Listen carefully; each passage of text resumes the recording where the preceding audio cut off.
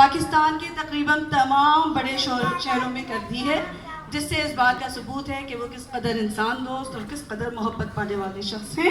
خوش قسمتی کہ آخر میں ہی صحیح کراچی والے دوستوں کو بھی یہ اعزاز بخشا گیا کہ ہم بھی اقبال صاحب کے لیے کچھ بول دیں۔ تھوڑی توجہ چاہتی ہوں۔ کبھی آپ نے دیکھا ہے کہ اس نفسا نفسی کے دور میں کوئی ایسا شخص موجود ہو جو بظاہر عام سا حلیہ رکھتا ہو، اس کا دل صوفیانہ ہو، انداز قلندرانہ ہو، جو ایک روٹی پاس ہو تو اس کا ایک نوالا خود کھانے کے بعد تمام روٹی دوسروں میں بانٹنے کا شوقین ہو؟ یقین جانیے اقبال سوانی ان چند عظیم لوگوں میں سے۔ ان کی شاعری میں تو بعد میں بات کی جائے اور بہت سے لوگ کریں گے، سب سے پہلے ان کے اندر چھپے ہوئے ایک بے لوث اور انسان دوست روح کو تلاشا جائے، اور مجھے لگتا ہے کہ اقبال صاحب کو کافی حد تک میں سمجھتی ہوں۔ یہ بجا فرماتے ہیں، خواب لکھتا ہوں، تعبیر طلب کرتا ہوں، عجیب شخص ہوں، خواہش عجیب کرتا ہوں۔ اقبال صاحب بہترین براڈ کاسٹر، کالم نگار، شاعر، صحافی اور سب سے بڑھ کر سچے انسان ہیں۔ جب میری ملاقات اقبال صاحب سے ہوئی تو اندازہ نہیں تھا کہ بظاہر لاپرواہ سا ہنسنے مسکرانے والا شخص اندر سے کس حد تک سنجیدہ ہے، جس کی بات میں بظاہر کبھی طنز کے نشتر بھی محسوس ہوتے ہیں، لیکن کبھی غور کیجئے تو سمجھ میں آتا ہے اس انسان کے دل میں کتنی بار ٹوٹ پھوٹ ہوئی اور وہ کتنا بے چین ہے۔ کوئی اس کے اندر کی بے چینی کو سمجھ تو پائے۔ اقبال صاحب کی شاعری کو پڑھ کر دھیمے سے آپ کے چہرے پہ مسکراہٹ آ جاتی ہے اور رفتہ رفتہ ادراک ہوتا ہے کہ خواہشوں اور آرزوؤں کا الجھاؤ جو انسانی سانس کا آخری حد تک پیچھا نہیں چھوڑتا بخوبی ان میں موجود ہے۔ کہیں یہ خود شناسی کی وہ منزل تو نہیں کہ جب کوئی خلاق ذہن سوچنے لگتا ہے کہ وہ کس طرح زندگی بسر کر رہا ہے، یا پھر وہ فنی پختگی کا وہ مرحلہ تو نہیں جہاں وہ اپنے وجود سے انحراف کر کے ناموجود کو موجود بنا کر اپنے وجود کو معنی دینا چاہتا ہے۔ اقبال صاحب کا ایک شعر سنیے گا، نہیں ہے مجھ کو کوئی ہوش اپنے ہونے کا، وہ حال ہے کہ میں خود کو نڈھال کرتا ہوں۔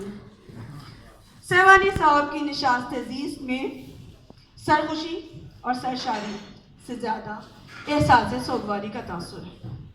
شوق طلب اور عشق کے معاملات اور نارسائی کے دکھ واضح ہیں۔ کتاب پڑھیے، اندازہ ہوگا کہ انہوں نے اس کو کس طرح احساس جمال سے دوچا کر دی۔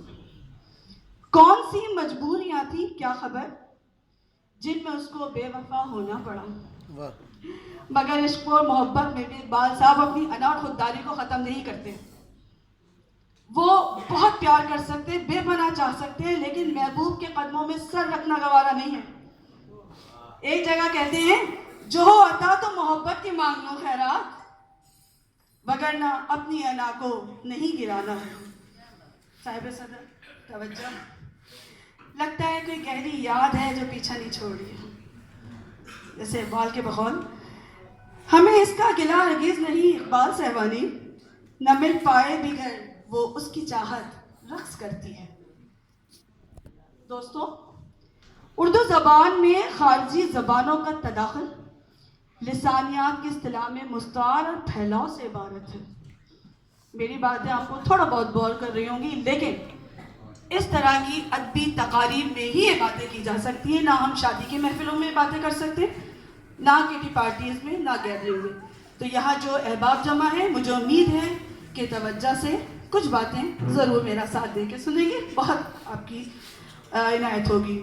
غزل کے روایتی تناظر میں ایسے الفاظ کی معنویت ہماری بدلتی ہوئی ثقافت کا ناگزیر حصہ ہے، مگر اقبال صاحب اس جدت کو بھی ٹھکراتے ہیں، اور شاید انہیں صحیح زوم ہے کہ وہ اردو پہ اتنا عبور رکھتے ہیں کہ اپنی شاعری میں بیرونی زبان کا استعمال کرنے کی انہیں چندہ ضرورت نہیں ہے، لیکن کہیں کہیں اقبال صاحب نے دوسری زبانوں کو بھی کمال مہارت سے استعمال کیا ہے۔ جیسے ایک راجستانی گیت ہے اس کتاب میں، کیسریا بالم ساجنا آن ملو آن بسو ہمارے دیس۔ اس طرح ٹھمری کو بھی ایک عام اور سہل انداز میں لکھ گئے ہیں جو کہ عام قاری کی سمجھ میں آ سکے۔ اقبال صاحب کی زندگی میں عورت کا بہت بڑا دخل ہے، بہت بڑا درجہ ہے۔ وہ ان کی اہمیت کو محسوس کرتے ہیں، لیکن عورت کی لطافت پہ زیادہ زور دیتے ہیں. اس کی وجہ سے بیشتر غزلیات رومانیت کیے گئے.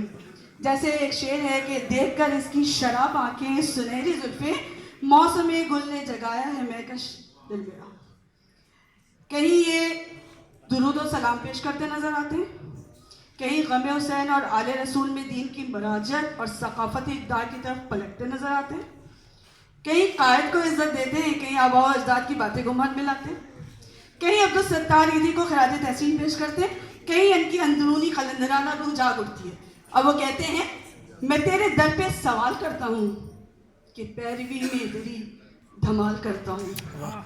اقبال صاحبانی کی شاعری ایک طبقے یا ایک دور یا ایک سوچ کی خمازی نہیں کرتی، بلکہ وہ افقی لکیر کے ساتھ چلتے چلتے اچانک عمودی سلسلے پرواز کرنے لگتے ہیں.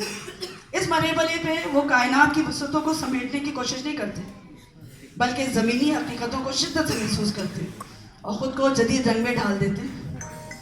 بلا شبہ اقبال صاحبانی کی شاعری سے ان کی دانش افروزی آیا ہے. میں ان کے داخل کے فکری انسان سے آشنا ہو چکی ہوں. اس کتاب سے انہوں نے اپنی ذاتی زندگی کے تجربات میں اپنے خالی کو شریک کیا ہے. کتاب پڑھیے اور سر دھنیے، ہر ایک ایک شعر کو پڑھ کے آپ کو لگے گا کہ آپ کا وقت وصول ہو گیا.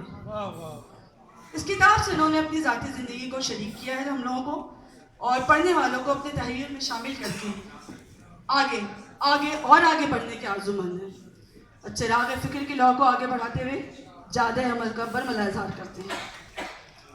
آخر میں اقبال صاحبانی صاحب کو اور ان کے خانوادے کو تہہ دل سے مبارکباد دیتی ہوں.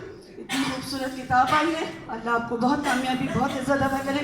جس طرح کے دوست ہیں اس سے بڑے شاعر، اس سے بڑے انسان، اس سے بڑے فیملی مین. اور میں امید کرتی ہوں کہ آنے والی رتوں میں مزید خوشبوئیں آئیں گی، مزید بہاریں آئیں گی. ان کی کتابوں کے، ان کے جتنے مجموعات آئیں گے ہماری نظروں سے جب جب گزریں گے لگے گا ایک پرفضا مقام پہ ہم کھڑے ہیں اور بہت پیارا سا جھونکا ہے ہوا کا اقبال صاحبانی کی صورت میں. تو بہت مبارک، بہت شکریہ آپ کے سماعتوں کا.